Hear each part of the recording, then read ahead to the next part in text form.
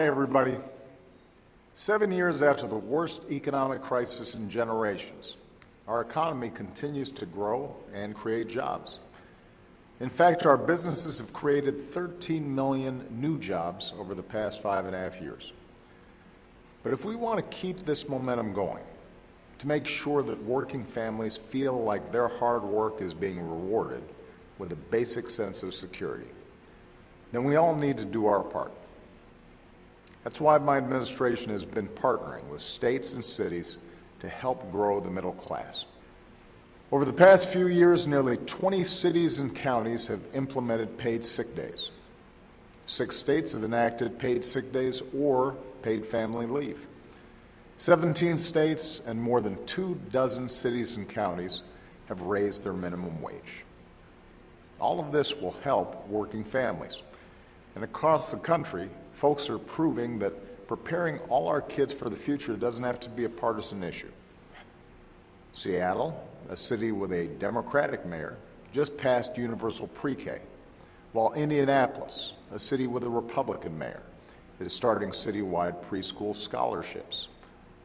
All told, 34 states have increased funding for preschool, and that's good for all of us. Now we need Congress to do its part to boost the economy as well. Unfortunately, Congress left town for 5 full weeks, and they left behind a stack of unfinished business. For the first time ever, Congress failed to reauthorize the Export-Import Bank. That left thousands of business owners and their employees at a serious disadvantage compared to their competitors overseas. It's not good for jobs. It's not good for our economy. When it returns from recess, reauthorizing the bank ought to be a top agenda for members of Congress. Congress also hasn't passed a budget, and when they return from vacation, they'll only have a few weeks to do so or shut down the government for the second time in 2 years. They've had all year to do this. Months ago, I put forward a detailed plan to strengthen our economy and our national security in a fiscally responsible way. And for months, I've said I will veto any budget that locks in the sequester, those senseless cuts to domestic and national security priorities. Remember, we can't cut our way to prosperity. We should be investing in things that help our economy grow today and tomorrow, like education, or infrastructure, or scientific research.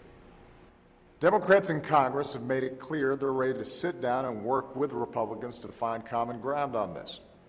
After all, Americans expect Congress to help keep our country strong and growing, not threaten to shut down our government. When Congress gets back, they should prevent a shutdown, pass a responsible budget, and prove that this is a country that looks forward.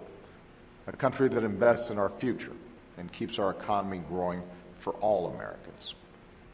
Thanks, everybody, and have a great weekend.